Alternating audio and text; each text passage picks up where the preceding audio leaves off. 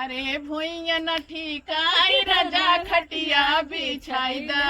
भुइया न ठिकाई राजा खटिया बिछाई दा, कमर लची जाई राजा डॉक्टर बोलाई दा, कमर लची जाई राजा डॉक्टर बोलाई दा, डॉक्टर मंगी है 5 रुपया, डॉक्टर मंगी है 5 रुपया, 50 दई देव राजा डॉक्टर बोलाई दा, 50 दई देव राजा डॉक्टर बोलाई दा, कमर लची जाई राजा डॉक्टर बोलाई दा, कमर लची जाई राजा डॉक्टर बोलाई दा, अरे भुइया न ठिकाई राजा खटिया बिछाई दा, खटिया बना ठिकाई राजा तकिया लगाई। अच्छा राजा दे भैया रही चुटकुल्ला नाच गीत रहा, मजाक वाला गीत रहा, जैसे कि जब शादी विवाह होत है 100 मेहरिए 10 मेहरिए जुटत थी तो हमरे सब में ऐसे हंसी मजाक होत है। बाकी आप सब जो है ढेर सारा प्यार आशीर्वाद दे जाए और गाना के गलत मतलब नहीं करा जाए, खूब अच्छा अच्छा कमेंट करा जाए चाँप की। कमर लची जाई राजा डॉक्टर बोलाई दा, कमर लची जाई राजा डॉक्टर बोलाई दा, कमर लची जाई राजा डॉक्टर बोलाई दा, कमर लची जाई राजा डॉक्टर बोलाई दा, डॉक्टर मंगी है एगो दूरनिया, डॉक्टर मंगी है एगो दूरनिया, डॉक्टर मंगी है एगो दूरनिया, डॉक्टर मंगी है एक दूरनिया, ननद दाई देव राजा डॉक्टर बोलाई दा, ननद दाई देव राजा डॉक्टर बोलाई दा, ननद दाई देव राजा डॉक्टर बोलाई दा, ननद दाई देव राजा डॉक्टर बोलाई दा, कमर लची जाई राजा डॉक्टर बोलाई दा, कमर लची जाई राजा डॉक्टर बोलाई दा, कमर लची जाई राजा डॉक्टर बोलाई दा, कमर लची जाई राजा डॉक्टर बोलाई दा,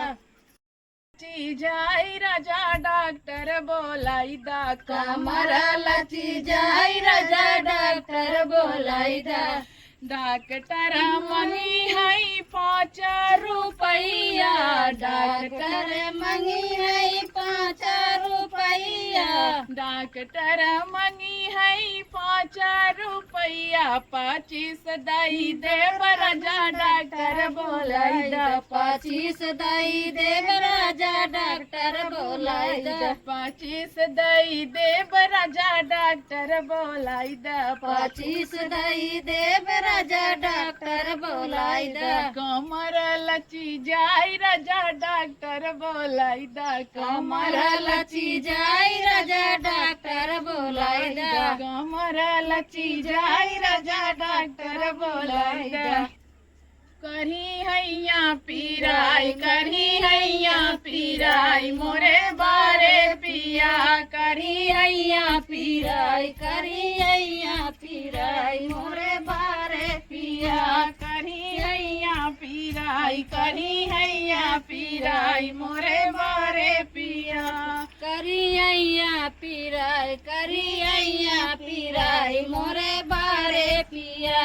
अरे कह तू ता धना अपन माई बोलवती, कह तू तो धना अपन माई बोलवती, कह तू ता धना अपन माई बोलवती, कह तू तो धना अपन माई बोलवती, अरे नहीं पिया नहीं नहीं पिया तोहर मायू ना मोरे मने भावई पिया, तोहर मायू हमारे मने भावई पिया, तोहर मायू ना मोरे मने भावई पिया, तोहर मायू न मोर मने भावई पिया, ओ तो पूतो भतार गरिया वही पिया, ओ तो पूतो भतार गरिया वही पिया, ओ तो पूतो भतार गरिया वही पिया, पूतो भतार गरिया वही पिया, करी हैया पीराई, करी हैया पीराई मोरे बारे पिया, करिया पीराई, करिया पीराई मोरे भैया हाँ ऐसे एक ठौर